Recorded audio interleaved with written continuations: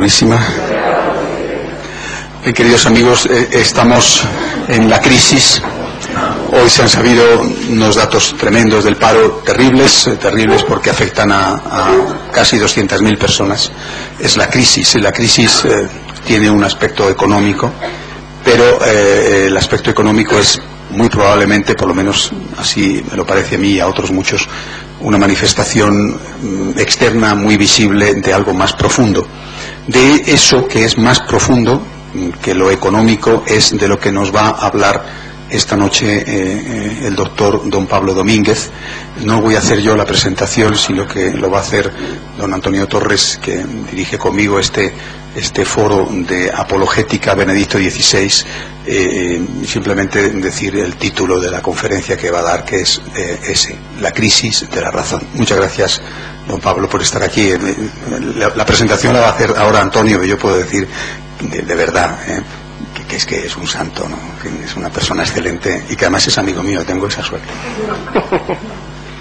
Bueno, pues gracias por haber venido. Nos hemos retrasado un poquito, la culpa es mía.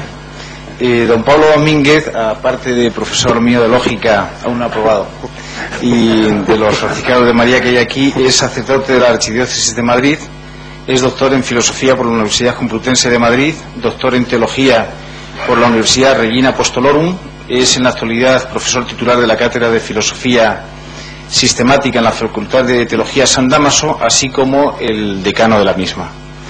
Pertenece a la bueno, yo no sé inglés, así que lo intentaré, Association for Symbolic Logic, y al Consejo de Redacción de la revista internacional Comunio. Es director de la colección Filosofía de la Lógica, de la editorial No se Jara. Ha publicado varios trabajos de investigación en filosofía de la lógica, entre ellos Indeterminación y Verdad, Teoría General del Contorno Lógico, Lógica Modal y Ontología, y también cuenta con numerosos artículos en revistas científicas en temas de antropología, metafísica y en lo referente al diálogo fe-cultura. Ha publicado numerosos libros, numerosos artículos, y entre ellos Indeterminación y Verdad, Lukasiewicz, Teoría del Contorno Lógico, Lógica Modal y Ontología, Concepción de la Polivalencia Lógica en la Escuela de Varsovia. En realidad la conferencia va sobre la concepción de la polivalencia lógica, nos hemos equivocado. Nada, no se preocupen. Y bueno, no, ya le damos la palabra, hemos perdido un poquito de tiempo. Adelante, don Pablo, muchas gracias. Gracias.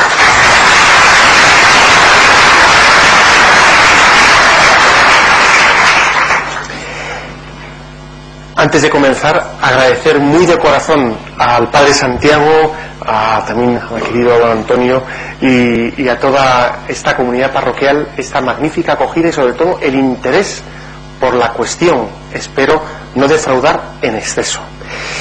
Bueno, y dicho lo cual, empezamos directamente.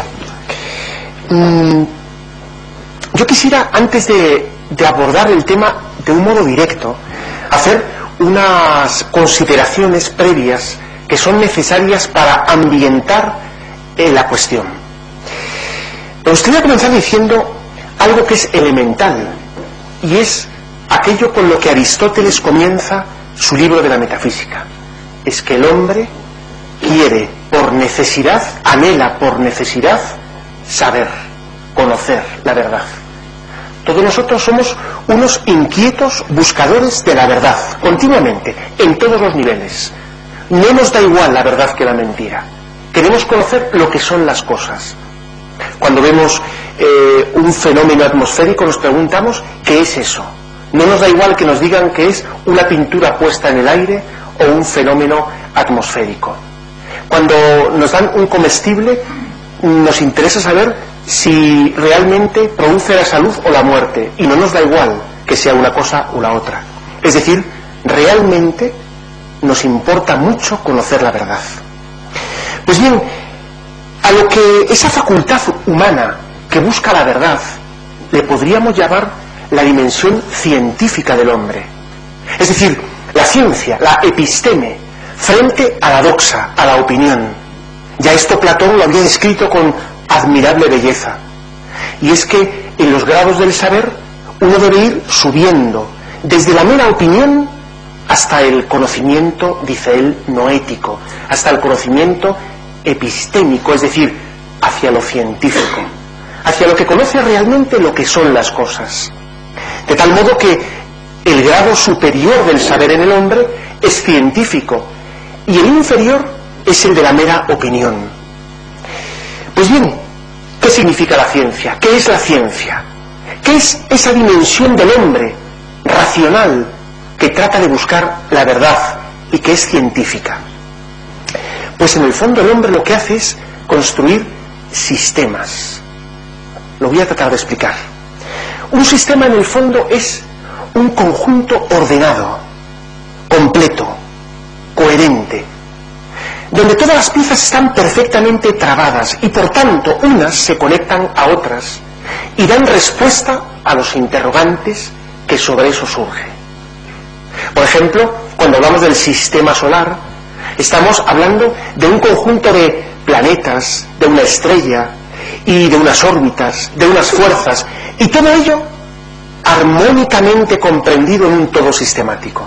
De hecho, en la historia de la astronomía, algunos planetas han sido descubiertos no por observación directa, sino porque en ese sistema faltaba alguna pieza para que tuviera coherencia.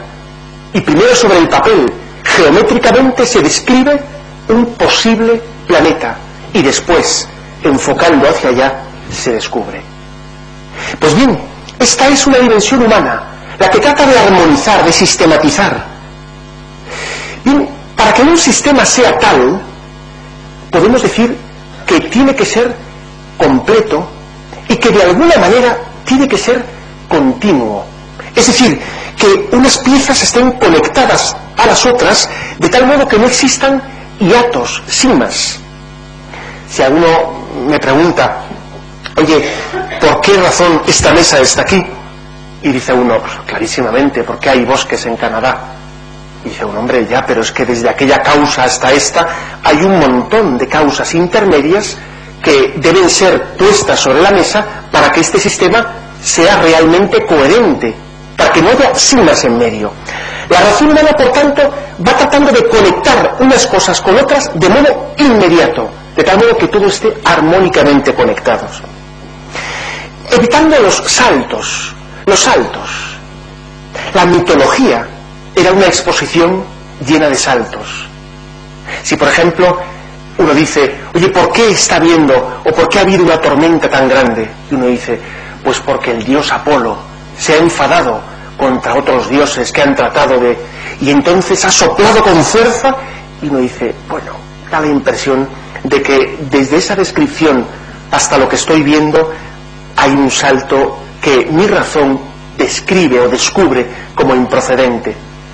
Por eso, cuando, en fin, uno descubre que los magos de Oriente, el día 6 de enero, y no quisiera tampoco, en fin, dar un dato de demasiada primicia en este foro, pues cuando uno descubre que quizá necesita algún tipo de explicación añadida para que cuadre el sistema, pues es el paso del mito al logos, a la ciencia, y esto es razonable.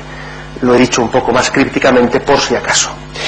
Bueno, bien, hasta aquí todo parece bastante elemental, pero aquí surge un primer elemento de prejuicio.